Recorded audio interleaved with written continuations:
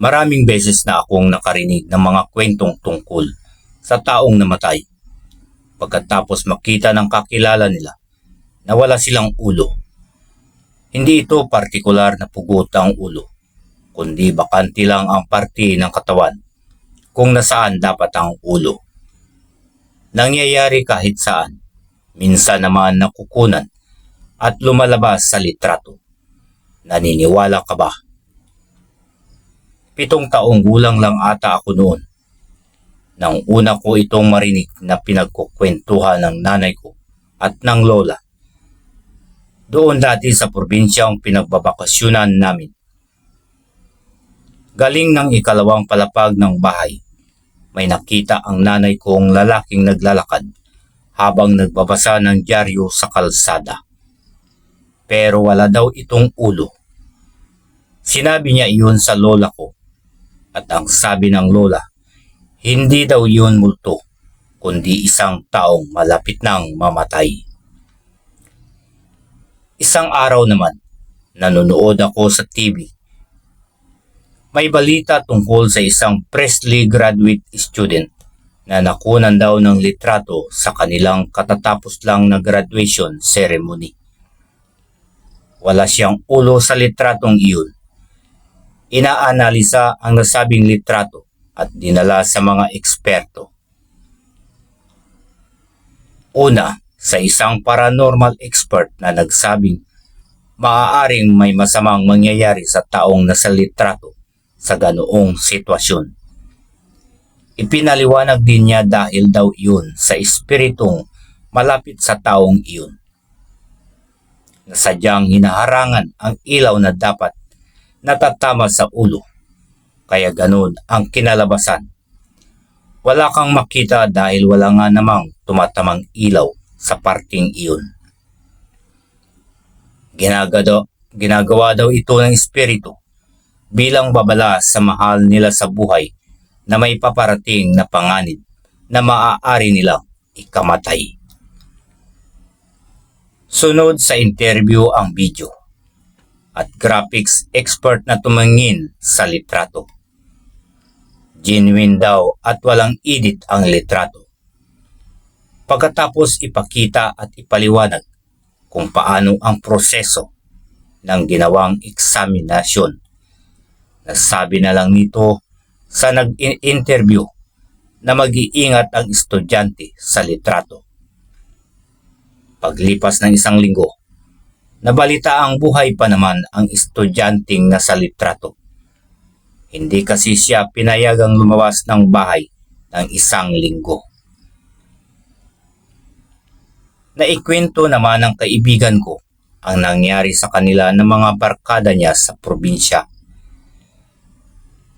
Kaya niya iyon naikwento dahil tinanong ko siya kung naniniwala siya sa kwento ng nawawalang ulo.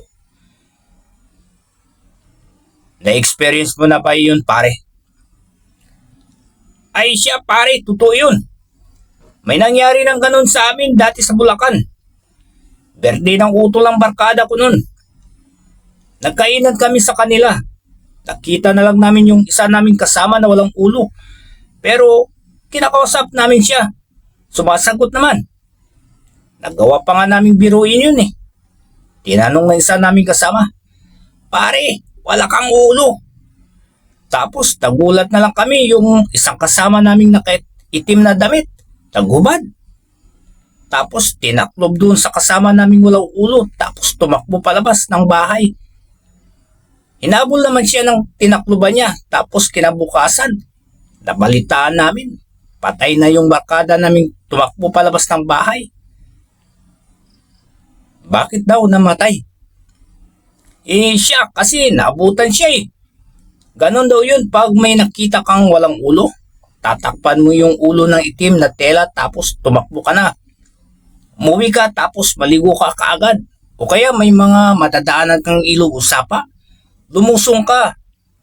Pag inabutan ka ng tinakluban mo ng itim na tela, malilipat ang sumpa sa'yo na mangyayari sa kanya.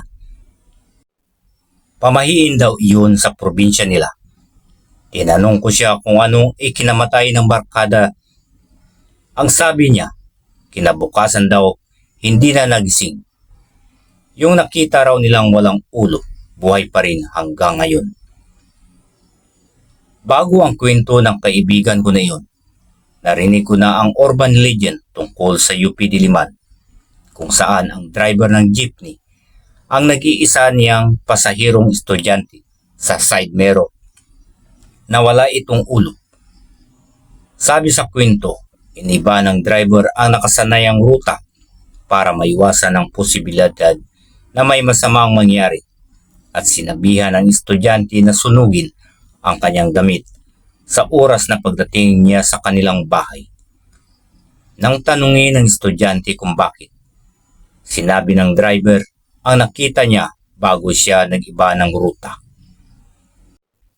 Noong taong 1970s, nakatira pa daw ang mama ko noon sa Old Balara, Quezon City. Meron daw isang siga dati sa kanila na napag-isip-isip na magbagong buhay. Yung mga dating kaaway ay naging kaibigan niya.